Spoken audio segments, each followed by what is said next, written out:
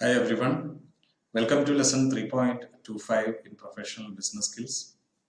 The topic for this class is types of big data, very small chapter. I think we'll be able to finish it off very quickly. Big data മൂന്ന് പ്രധാനപ്പെട്ട types of big data ആണുള്ളത്.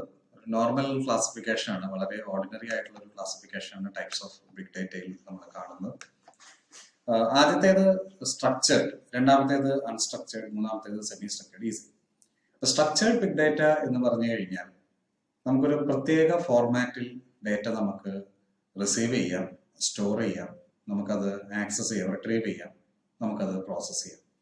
അപ്പോൾ ഒരു particular ഫോർമാറ്റിലാണ് ഇത്തരം data generate ചെയ്യപ്പെടുന്നത്. Particular ഫോർമാറ്റിലാണ് നമുക്കത് store ചെയ്യാവുന്നത്. Store ചെയ്ത data നമുക്ക് ഒരു പർട്ടിക്കുലർ ഫോർമാറ്റിൽ ആക്സസ് ചെയ്യാൻ സാധിക്കും, നമുക്കത് റിട്രീവ് ചെയ്യാം, നമുക്കത് തിരിച്ചെടുക്കാൻ സാധിക്കും. അതുപോലെ നമുക്കത് പ്രോസസ്സ് ചെയ്യണമെങ്കിലും ഈ ഫോർമാറ്റിനുള്ളിൽ നിന്നുകൊണ്ട് നമുക്കത് പ്രോസസ്സ് ചെയ്യാൻ സാധിക്കും.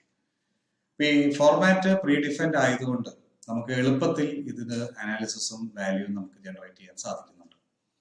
അപ്പൊ ഏറ്റവും യൂസ്ഫുൾ ആയ ടൈപ്പ് ഓഫ് ബിഗ് ഡാറ്റയാണ് സ്ട്രക്ചേർഡ് ബിഗ് ഡാറ്റ എന്ന് പറയുന്നത്. അതായത് സ്ട്രക്ചേർഡ് ബിഗ് ഡാറ്റയാണ് നമുക്ക് എളുപ്പത്തിൽ വാല്യൂ ചെയ്യാൻ സാധിക്കുന്ന ബിഗ് ഡാറ്റ, എളുപ്പത്തിൽ നമുക്ക് വാല്യൂ ജനറേറ്റ് ചെയ്യാൻ സാധിക്കുന്ന ബിഗ് ഡാറ്റ. ചെറിയ ഉദാഹരണങ്ങൾ എടുത്തു കഴിഞ്ഞാൽ ഒരു കോളേജിലെ സ്റ്റുഡൻസിന്റെ ഒരു ഡാറ്റ, അത് ഡിവൈഡ് ഒരു ടേബിളിൽ മെയില്, ഫീമെയില്, പിന്നെ stream of study B A ആണോ, ബി എസ് സി ആണോ, ബി കോം ആണോ, ബി ബി എ ആണോ എന്നുള്ള സ്ട്രീം ഓഫ് സ്റ്റഡി, അതുകൂടാതെ റിലീജിയൻ, അതുകൂടാതെ home location, inside ritual district, outside ritual district ആണ്, ഇങ്ങനെയുള്ള ഒരു ക്ലാസിഫിക്കേഷൻ. ഇത് വളരെ സിമ്പിളായ സ്ട്രക്ചേർഡ് ഫോർമാറ്റ് എന്ന് നമ്മൾ ഉദ്ദേശിക്കുന്നത് ഇങ്ങനെയാണ്.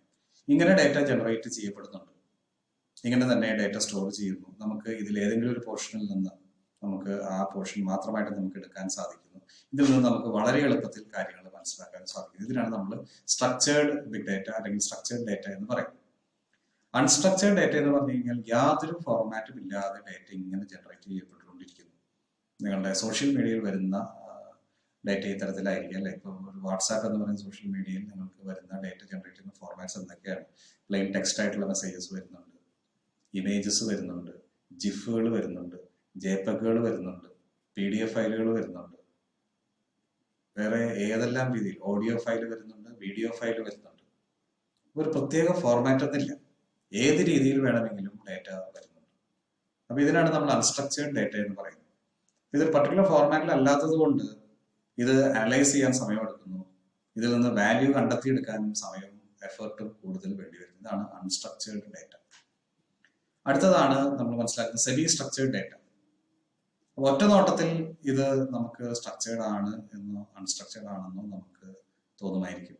ആദ്യം കാണുമ്പോൾ, ഫോർ എക്സാമ്പിൾ ഇമെയിൽ ഒരു എക്സാമ്പിൾ ആണ്, അല്ലെങ്കിൽ ഒരു XML ഫയൽ നമുക്ക് കാണുമ്പോൾ ഒരു പ്രത്യേക സ്ട്രക്ചറിലാണെന്ന് തോന്നുന്നു അല്ലേ. ഫോർ എക്സാമ്പിൾ ഒരു ഇമെയിൽ നമുക്ക് പെട്ടെന്ന് കാണുമ്പോൾ ഒരു പ്രത്യേക സ്ട്രക്ചറിലാണ് വരുന്നത്. ഒരു ഫ്രം, ഒരു ടു, ഇത്തരം കാര്യങ്ങൾ, ഡേറ്റ്, ഇങ്ങനത്തെ കാര്യങ്ങളെല്ലാം അതിനകത്തുണ്ട്. എല്ലാ ഇമെയിലും ഇതുണ്ട്.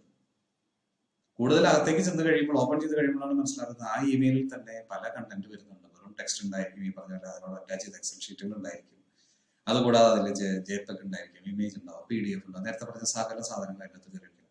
അപ്പൊ തുടക്കത്തിൽ ഇത് നമുക്ക് സ്ട്രക്ചേർഡ് ആയോ അൺസ്ട്രക്ചേർഡ് ആയോ കാണപ്പെടുന്നു.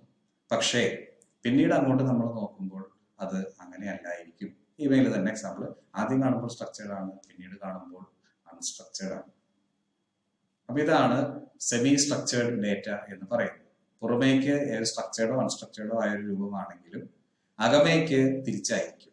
അകമേക്ക് സ്ട്രക്ചേർഡ് ആയി നമുക്ക് പുറമേ കാണുന്നെങ്കിൽ അകമേ അൺസ്ട്രക്ചേർഡ് ആണ്, പുറമേക്ക് അൺസ്ട്രക്ചേർഡ് ആയിട്ട് കാണുന്നുണ്ടെങ്കിൽ അകമേ സ്ട്രക്ചേർഡ് ആണ്.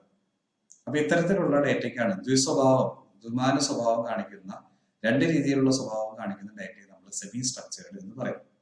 ഇതാണ് ബിഗ് ഡാറ്റയെ കുറിച്ചുള്ള ഡിസ്കഷൻ. വളരെ ചെറിയ ഒരു ചാപ്റ്റർ ആണ്. ബിഗ് ഡാറ്റയുടെ ടൈപ്സ് എന്ന് പറഞ്ഞു കഴിഞ്ഞാൽ നമുക്ക് ഷോർട്ട് ആൻസർ ക്വസ്റ്റ്യൻ നമുക്ക് ഈസി ആയിട്ട് ആൻസർ ചെയ്യാൻ സാധിക്കും. Big data comes in 3 types. One is structured, the other is unstructured, and the third is semi-structured. അപ്പോൾ അടുത്ത ക്ലാസ്സിൽ നമ്മൾ ബിഗ് ഡാറ്റ ടെക്നോളജീസ് എന്തൊക്കെയാണ്, ബിഗ് ഡാറ്റ ടെക്നോളജീസിനെ കുറിച്ച് നമ്മൾ ഡീറ്റെയിൽഡ് ആയിട്ട് ലെസൺ 3.26 പഠിക്കും. Until we meet up for that, goodbye and thanks.